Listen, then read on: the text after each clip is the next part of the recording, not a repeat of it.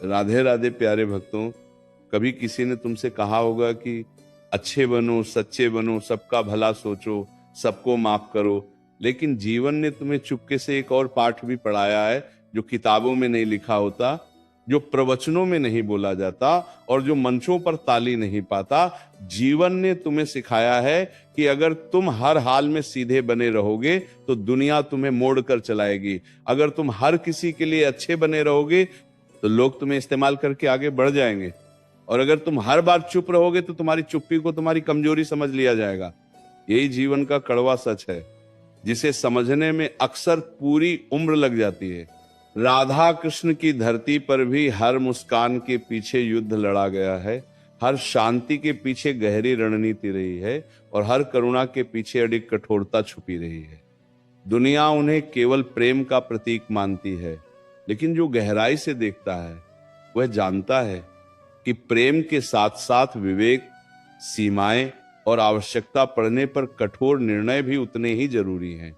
क्योंकि जो हर बार नरम रहता है वह टूटता है, और जो हर बार झुकता है वो कुचल दिया जाता है।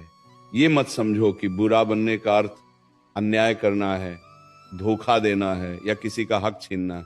नहीं, बुरा बनने का अर्थ है अब हर किसी को अपनी आत्मा की चाबी न सौंप देना।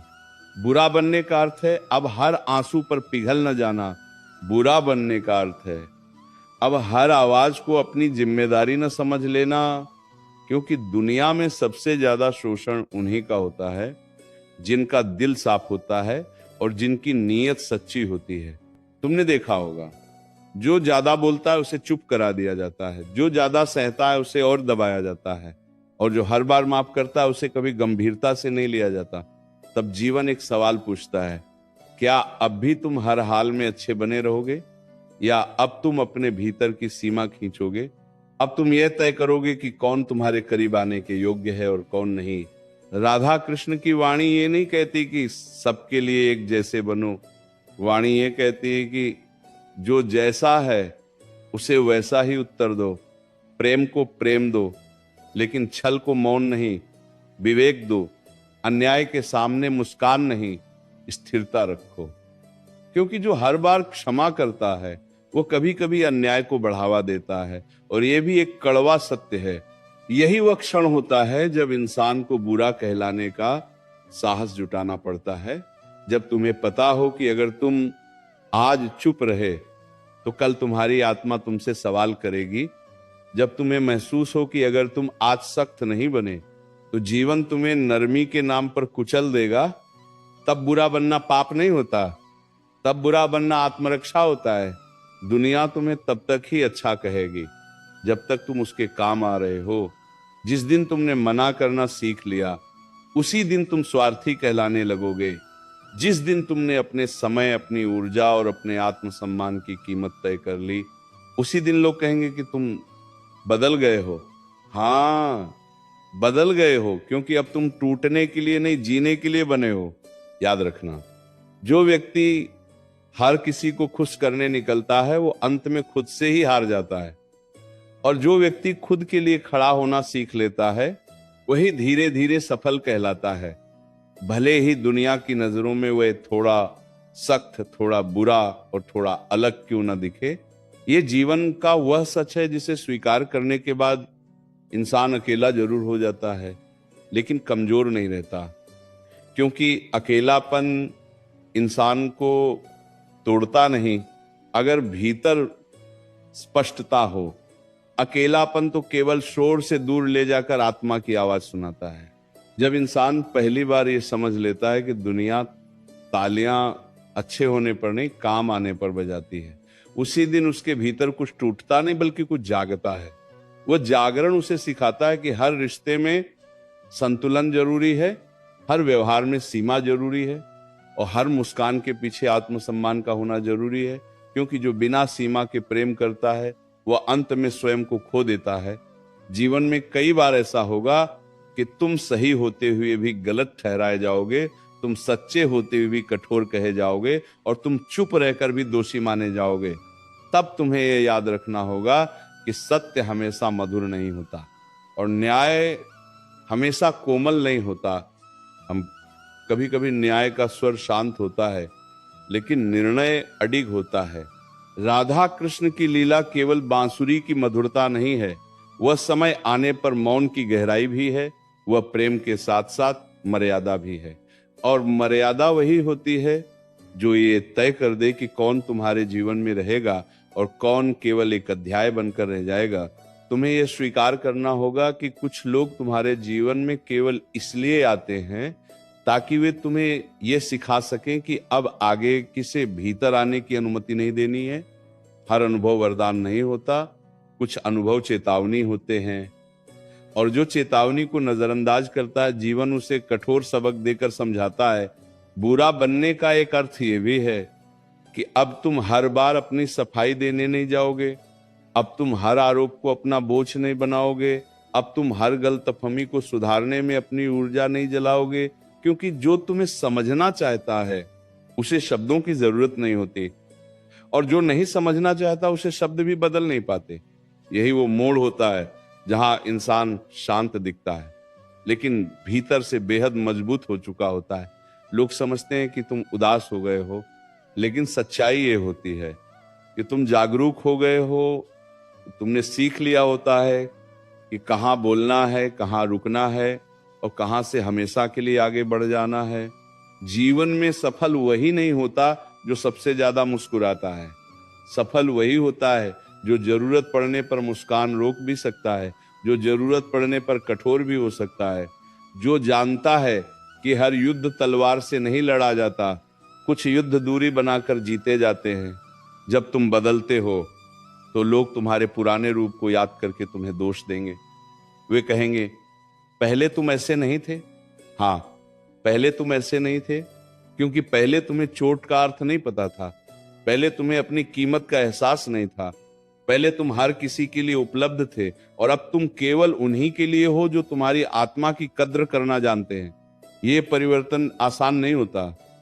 कई रातें बेचैन गुजरती हैं, कई बार मन सवाल करता है कि क्या सही कर रहे हो, क्या कठोर हो जाना ठीक है, लेकिन फिर जीवन तुम्हें वही चेहरे दिखा देता है, वही व्यवहार दोहरा देता है और वही अनुभव फिर सामने रख देता है। तब तुम्हें उत्तर मिल जाता है। याद रखना, कोमलता तभी सुंदर लगती है जब वो मजबूरी न हो, और कठोरता तभी पाप बनती है जब उसमें अहंकार हो। लेकिन अगर कठोरता आत्मरक्षा के लिए हो तो वो साधना बन जाती है।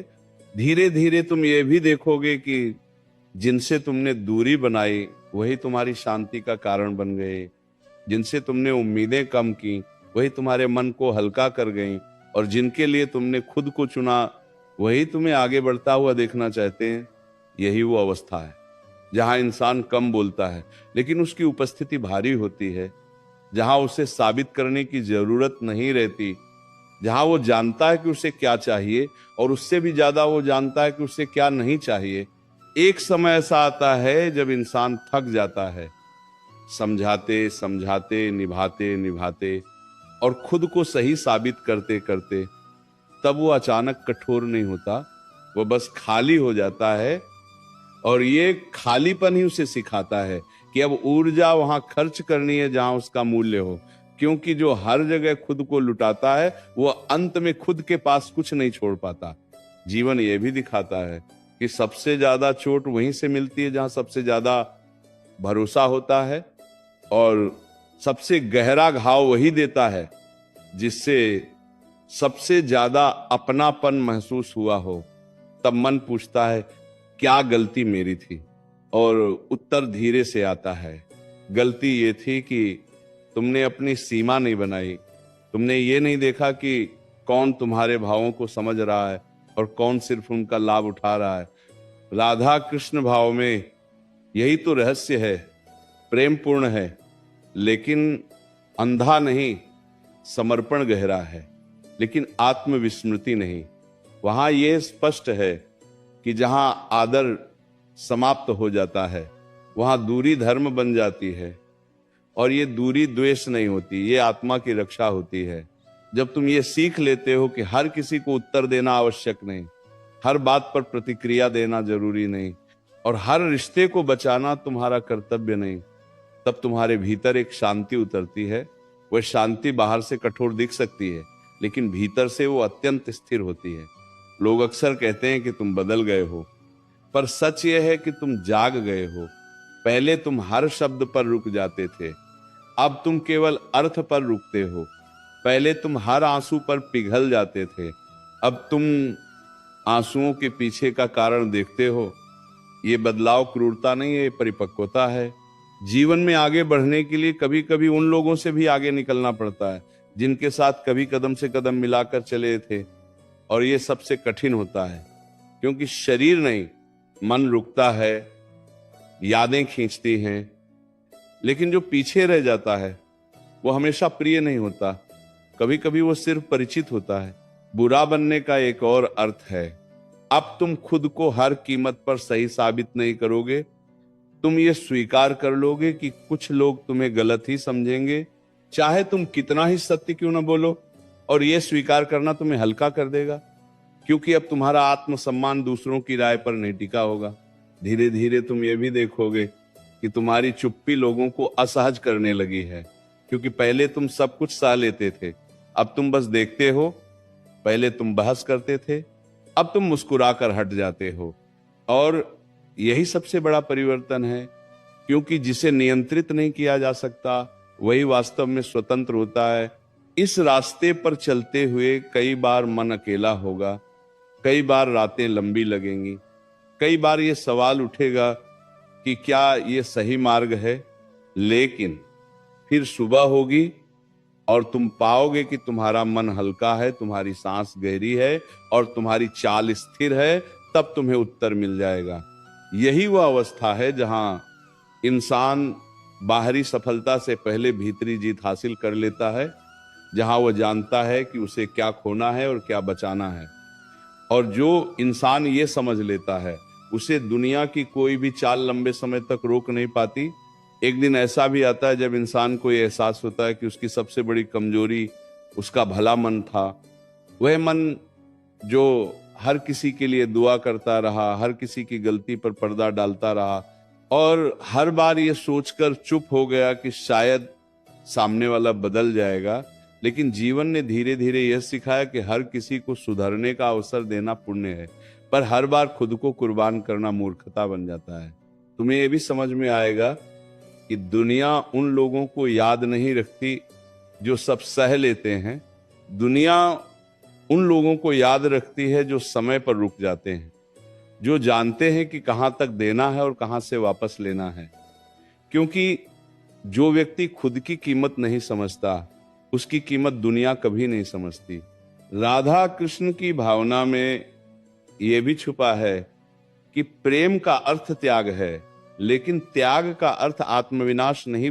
प्रेम वहीं सुंदर लगता है जहां दोनों ओर सम्मान हो, और जहां सम्मान समाप्त हो जाए वहां प्रेम का मौन हो जाना ही सबसे पवित्र उत्तर होता है। धीरे धीरे तुम्हारी आंखें खुलेंगी, तुम्हें दिखेगा कि कुछ लोग तुम्हारी भलाई नहीं, तुम्हारी सहनशीलता का इम्तिहान ले रहे थे। वे यह देखना चाहते थे कि तुम कितनी देर तक चुप रह सकते हो, कितनी देर तक झुक सकते हो। और जब तुमने पहली बार ना कहा, जब तुमने पहली बार पीछे हटना चुना, तब उन्होंने तुम्हें कठोर कहना शुरू कर दिया। लेकिन याद रखना, जो तुम्हें तब पसंद करता है जब तुम चुप रहते हो, वह तुम्हें कभी तब पसंद नहीं करेगा जब तुम सच बोलने लगोगे। और यह स्वीकार करना दर्द देता है, लेकिन यही सत्य तुम्हें मुक्त करता है। बुरा बनने का मतलब यह भी है कि अब तुम हर रिश्ते को बचाने की जिम्मेदारी अकेले नहीं उठाओगे। अगर सामने वाला नहीं समझता तो तुम समझाते नहीं रहोगे। अगर सामने वाला नहीं बदलता तो तुम खुद को नहीं बदलोगे, क्योंकि अब तुम्हें यह ज्ञान हो चुका है कि टूटकर निभाया गया रिश्ता आत्मा को धीरे धीरे मार देता है।